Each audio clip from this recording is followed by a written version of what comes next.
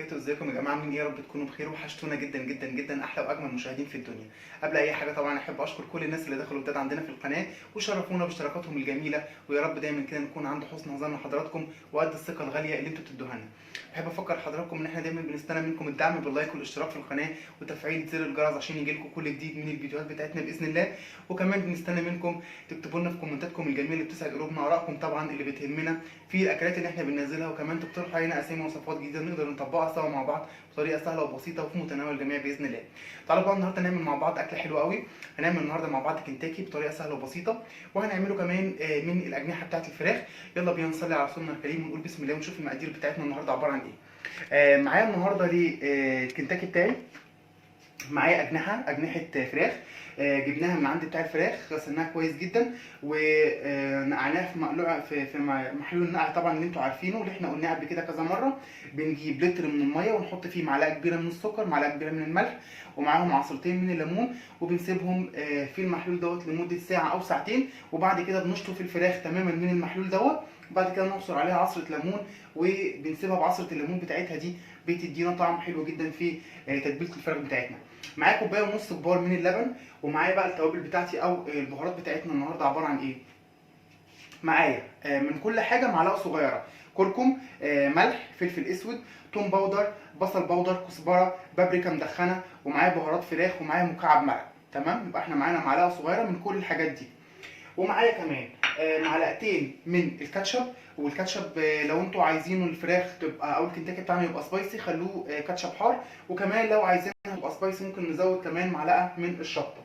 ومعايا هنا اهوت معلقه كبيره من المايونيز، ومعايا معلقتين كبار من النشا.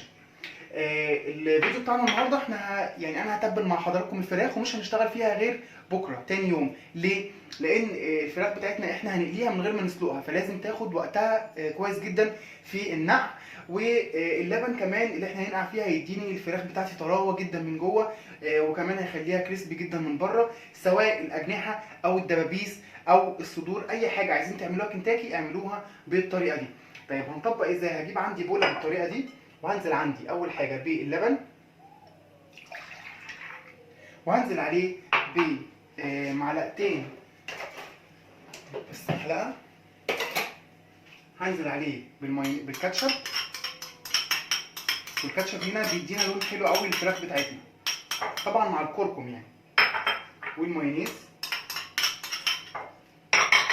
وهنزل كمان الاول بالتوابل بتاعتنا، نتاكد بس ان احنا دوبنا مكعب المرق كويس، التوابل كلها والبهارات كلها. وبعد كده معلقتين النشا، معلقتين كبار من النشا. وهنا بقى النشا هو اللي هيديني القرمشه بتاعت الفراخ بتاعتنا. وهنقلب الكلام ده كله كده مع بعض. وبعد كده بعد ما اقلب التوابل بتاعتنا مع اللبن بالطريقه دي، هنقع فيها الفراخ وهسيبها لمده يوم في التلاجة. ولو عايزين تزودوا عن كده ممكن. الفراخ كل ما اتبلت اكتر كل ما ادتني نتيجه وتسويه حلوه جدا، لان احنا قلنا ان احنا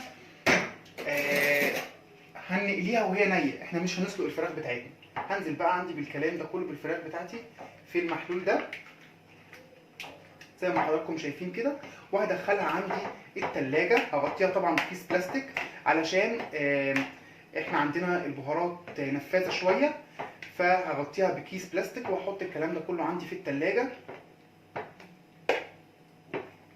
هقلب بقى الكلام ده كله وهدخله عندي التلاجة، ونرجع ان شاء الله باذن الله نكمل الكلام ده كله بكره باذن الله. اشوفكم على خير واستنوني. ورجعنا تاني يا جماعه استكمالا للكنتاكي بتاعنا اللي احنا بنعمله النهارده. طبعا احنا كنا صورنا جزء من الفيديو امبارح اللي هو تتبيله الكنتاكي. انا طلعتها عندي النهارده من التلاجة بعد ما قعدتها ليله واحده في التلاجة في التتبيله بتاعتها. طلعتها من الخليط اللي انا كنت حاططها فيه، صفيتها زي ما حضراتكم شايفين كده، وخدت الجزء اللي باقي عندي من الخليط ده احنا مش هنرميه، احنا هنكمل عليه يعني هنتبل فيه بقيه التتبيله بتاعتنا.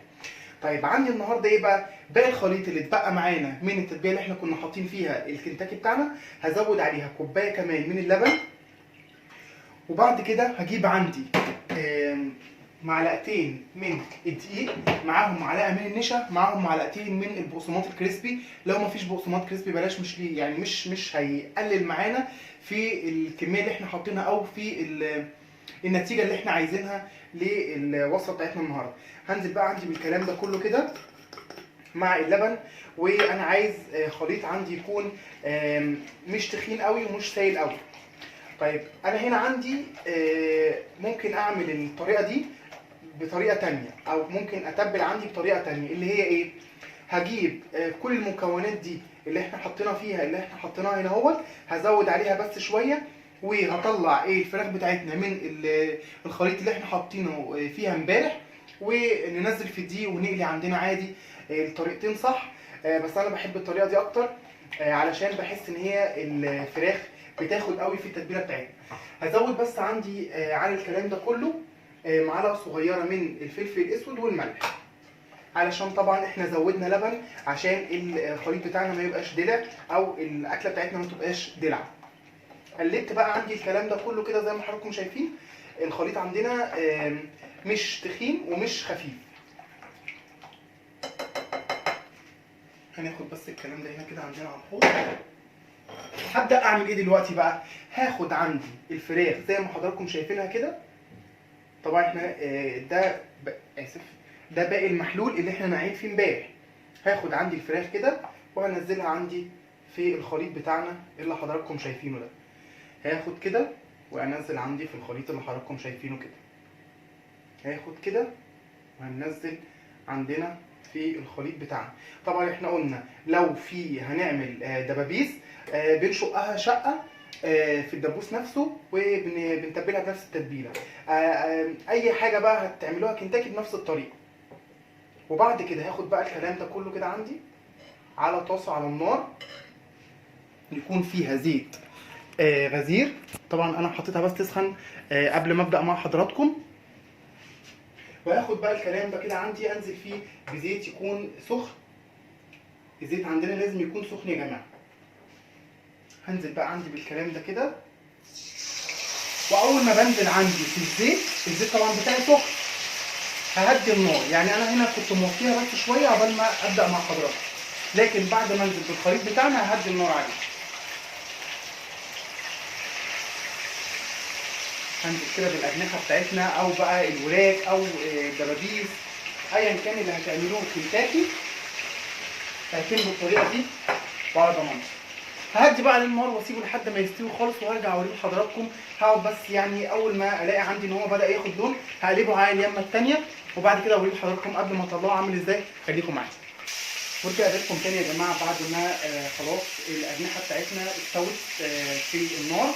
انا زي ما قلت لحضراتكم هديت عليها اول ما حطيت النار، واول ما خدت لون من هنا ومن هنا عليت عليها النار تاني علشان تاخد معايا بقى ايه القرمشه اللي احنا بنشوفها لما بنجيب الكنتاكي من بره. هطلع بقى كده مع حضراتكم عشان نشوفها بقت عامله ازاي.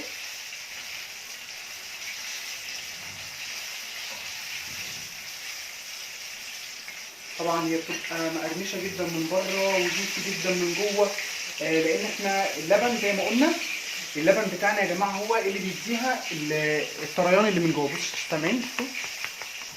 تبقى عندنا بقى كده بالمنظر اللي حضراتكم شايفينه ده. دي بس لسه شويه عليها، ههدي بس عليها النار شويه وهكمل انا بقى باقي الكميه وهرجع بعد كده اوريها لحضراتكم بعد ما تخلص عامله ازاي. خليكم معايا. ورجعت لكم تاني يا جماعه بعد ما خلصت كميه الكنتاكي بتاعنا. زي ما حضراتكم شايفين كده احنا رصيناه بالطريقه دي، وحطيت بس عليه شويه كده من ورق الكزبره كشكل. بس زي ما انتم شايفين مقرمش جدا ومستوي جدا جدا من جوه. جربوه وان شاء الله يا رب كده يعجبكم. اتمنى كده الفيديو بتاع النهارده يكون خفيف على قلوبكم، وما تنسوناش بالدعم باللايك والاشتراك في القناه وتفعيل زر الجرس عشان يجيلكم كل جديد من الفيديوهات بتاعتنا باذن الله. وهستنى تكتبوا لنا في كومنتاتكم الجميله جربتوها ولا لا وعجبكم ولا لا. اشوفكم في فيديو جديد في حفظ الله، ومع السلامه.